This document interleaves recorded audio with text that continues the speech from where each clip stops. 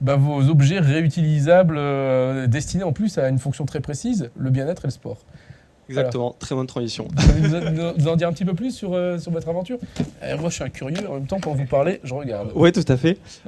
Effectivement, en fait, notre projet d'entreprise, il part de ce constat-là. C'est qu'on fait du sport à la maison avec des objets qui sont faits en matériaux plastiques, produits à l'autre bout du monde. Donc déjà, il y a quelque chose à ramener du sens aussi en relocalisant la production, en utilisant des matériaux naturels. Et surtout, c'est des objets qu'on utilise pour faire du sport chez soi. Donc il y a un intérêt aussi à ce qu'ils soient beaux, à ce qu'ils puissent être exposés chez soi. Pour le moment, sur le marché, on trouve essentiellement des objets qui sont soit au design très axé girly, flashy, aux couleurs criardes, soit très masculiniste, viril, couleurs très sombres. Et nous, on voulait casser un petit peu ces stéréotypes en amenant des choses avec la force visuelle, l'impact des matériaux naturels pour avoir des beaux objets, des belles choses qu'on puisse laisser chez soi sur la table du salon et pas avoir à ranger ces objets de sport quand les invités viennent. J'ai l'impression d'entendre un étudiant qui n'a pas assez de place pour ranger ses affaires et qui trouve des solutions innovantes pour pouvoir en faire des objets de déco. Vincent, toi, c'est quoi ton profil? On a le même profil avec Charles. En fait, notre expérience, notre aventure entrepreneuriale, elle parle d'une rencontre à la faculté de Lille 2 en licence de gestion à la sortie du lycée en 2013.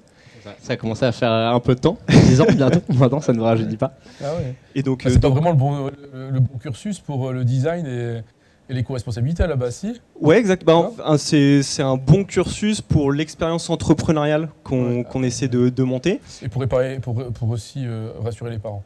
Ouais, c'est ça. Et effectivement, pour la partie compétences, c'est aussi pour ça qu'on s'est entouré d'un incubateur comme Eura Materials, qui nous met à disposition, en plus de cette partie aussi structure de l'entrepreneuriat, une partie d'expertise des ingénieurs projets, des ingénieurs aussi sur les matériaux, pour nous aider et nous guider dans ce développement. Tout à fait. Je pense qu'on n'était pas forcément destiné à l'entrepreneuriat de base, et c'est aussi une remise en question de nos vies professionnelles et la quête de sens, d'avoir un vrai impact positif qui nous a motivés à se lancer dans cette aventure.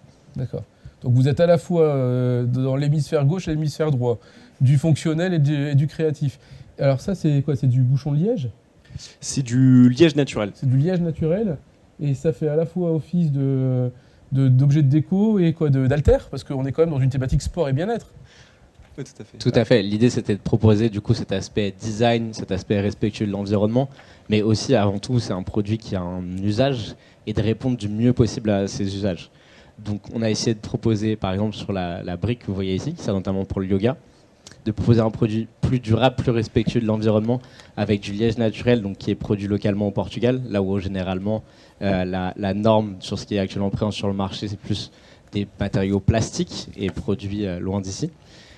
Je crois qu'il y a une rainure ici, en fait, il y a quand même du travail d'assemblage aussi. Oui, tout à fait. Donc ça, c'est fait au Portugal. L'idée, c'était aussi de mettre en valeur ce savoir-faire local et comparer du coup à une brique classique qu'on peut avoir en liège, qui va être en liège aggloméré, où il y a environ 20% de polyuréthane pour agglomérer le tout et en tant que liant. Aujourd'hui, sur cette technique-là, sur cette innovation, en l'occurrence vraiment technologique, matérielle, on a moins de 2% de colle polyuréthane dans l'objet final. On garde effectivement le liège brut qui nous donne cet aspect visuel et cet impact assez sympa. Et effectivement, c'est ce qui fait qu'on voit des carrés, ce que vous disiez là sur le bloc directement. Et là-bas, c'est quoi? C'est un gros cendrier? C'est une partie du rouleau que vous voyez ici qui peut servir pour des massages, notamment avant ou après une séance. Ou quand vous êtes à la maison en télétravail, que vous voulez garder vos muscles dynamiques, vous pouvez les utiliser sur les cuisses, sur le dos, sur les mollets, exactement, ouais, tout à fait. Voilà, ça c'est l'idée, c'est d'avoir un rouleau en deux parties pour avoir le format plus grand pour la maison, où on a la place, et d'avoir un petit format emporté. Donc ça revient sur l'aspect fonctionnel. On est parti voir les utilisateurs, les interroger sur quelle était leur frustration actuelle avec les équipements sur le marché, pour trouver des solutions sur ces aspects fonctionnels qui manquaient. Donc il y a de l'innovation dans les matériaux utilisés, mais aussi dans la conception, où vous allez faire évoluer les matériaux classiques dans d'autres, on va dire, un peu usuels qu'on trouve dans les grandes surfaces. Exactement, pour reprendre la transition d'intro qui avait été très bien faite, on veut aussi faire en sorte de s'adapter aux nouveaux modes de vie, d'avoir des usages qui permettent d'avoir cette double utilisation d'objets qui peut servir aussi de décoration et surtout de faciliter la vie des utilisateurs, notamment le transport. Ici, si je repars sur la brique, on voit une ouverture au centre de la brique. Elle facilite en fait le passage d'une sangle qu'on utilise déjà pour transporter son tapis, dans laquelle on peut aussi insérer sa brique, qui est normalement un objet qui prend assez de place dans un sac ou des fois qu'on ne transporte même pas quand on va à son cours de yoga potentiellement uniquement en vélo avec son tapis accroché à l'épaule. La question à 10 000 $, pourquoi vous faites produire ça au Portugal et pas en France? Très bonne question. Tout à fait. Alors du coup, on part avec une première gamme de lancement que vous voyez ici à l'écran, qui est composée de la brique et de ce rouleau en liège donc, qui est fait au Portugal. Pourquoi le Portugal en l'occurrence? Parce que c'est là où est produit le liège. On a essayé de voir en France et aujourd'hui la filière du liège a un peu disparu, est en train de se reconstruire, un peu à l'image de ce qu'on avait avec le lin il y a 10 ans. Donc ça commence, mais c'est pas encore suffisant en termes de volume de production et surtout en termes de savoir-faire. Donc cette technologie-là, cette façon de travailler le liège n'existe pas encore en France. Donc on a vocation à le faire revenir. L'idée, c'était de faire du mieux qu'on pouvait par rapport à ce qui existe sur le marché dans un premier temps. Et notamment, c'est ce qu'on a fait avec les poignées qui, elles, sont 100% faits dans les Hauts-de-France. Du coup, on travaille avec un collectif d'ébénistes à Ouascal, notamment, avec du bois français et belge. D'accord. Donc, Ça veut dire qu'il y a quand même une partie de transformation qui a lieu ici. Oui, tout à fait. Et le liège, c'est pas le seul matériau sur lequel vous allez... Exactement. Le liège, en fait, le Portugal, pour le moment, est un incontournable, premier producteur mondial de liège. Et effectivement, l'expertise de travailler le liège naturel ainsi, en plus du liège aggloméré, est vraiment présente là-bas. On a essayé de le faire avec des entreprises, notamment landaises, en France. Mais une partie reste déléguée au Portugal parce qu'ils ont vraiment une expertise. Non, mais qui est pas encore- votre vocation d'entreprise, c'est uniquement travailler sur ce matériau-là? Ou alors demain, d'imaginer travailler, vous parlez du lin ou sur d'autres...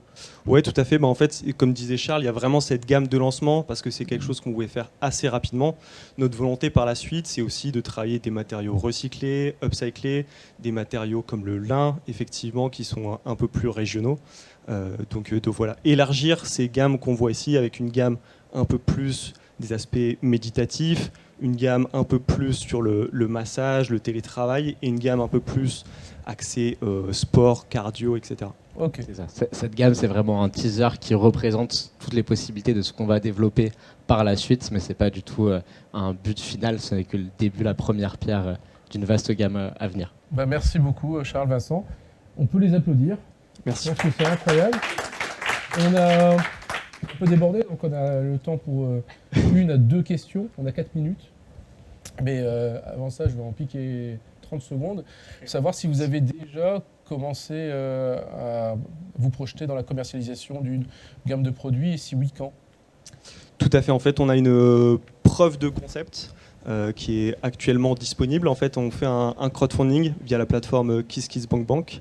En ce moment même? Exactement. Ouais. On a lancé il y a 1 semaine et demie. Il reste encore quelques semaines jusque mi-décembre. Donc voilà, nos objets sont précommandables sur le site de KissKissBankBank pour faire la relation aussi avec la discussion d'avant avec Olivier. Effectivement, on part sur le système de précommande pour produire de manière raisonnée. D'accord. Ouais, je tiens à rajouter aussi que du coup, on garantit la livraison avant Noël si vous commandez avant le 31 novembre. J'en profite. Donc il vous reste quelques jours si vous voulez être sûr d'être livré sous le sapin de Noël. C'est la formation commerciale qui... C'est bon ça. Et en plus, vous êtes passé sur Télématin il y a 1 semaine de ça. Exactement, ouais, tout à C'était fait. pour le KissKissBankBank ou c'était pour... Non, en fait, on avait juste eu le contact de Laura Tenouji avec qui on a présenté nos objets. Elle avait adoré, donc assez rapidement, elle nous avait passé dans l'émission. La campagne de KissKissBankBank n'était pas encore lancée, donc on n'a pas eu forcément de répercussions directes sur la campagne, mais Bon. ça nous a fait effectivement une première visibilité. Eh ben, écoute, si le streaming et la rediffusion peuvent vous aider, ça serait une bonne Carrément. chose. Donc KissKissBankBank. Et on tape quoi comme mot-clé directement Joker. Si on peut peut-être revoir la Ouais. slide pour avoir le bon orthographe. On va le Voilà. réappeler DYOQAR. Du Bon. coup, on sait que Et on ça le peut être trouve. compliqué des fois sur Et- KissKissBankBank. Voilà, et on fera on complétera le job de Laura du web. Exactement, tout à fait. Merci beaucoup. Alors, c'est un micro-mousse. Ça fait... Alors, ça laisse pas de traces. Je dis pas que ça fait pas mal, mais on peut se l'envoyer. Qui souhaiterait poser une question à nos invités? On a été très clair apparemment. Ouais, je On vois a ça. été très bavard, je pense. On a dépassé sur le temps. Il nous reste encore 2 minutes. Mais si ça a été clair et qu'il n'y a pas de questions en particulier. Non ? C'est qu'ils veulent voir le match. Alors, bon J. Oui, vous pouvez faire des pièces à la commande, en fait, si un designer ou un besoin particulier dans une approche, en fait, vous pouvez faire, soit en petite série ou... Ouais, et effectivement, c'est des choses auxquelles on a pensé aussi, avoir un aspect personnalisable, potentiellement travailler avec des hôtels ou des marques comme ça pour pouvoir aussi inclure leur logo, personnalisable avec le nom d'un copain et des choses comme ça. Et effectivement aussi avoir une partie où, en petite série, s'adapter à une demande très particulière d'un client. Oui, tout à fait. Excellent. Après, on parlait d'industrialisation. C'est ça qui va faire que votre boîte monte en Exactement. puissance. C'est ça. Ou alors, il faut créer une super marque et travailler sur l'exclusivité.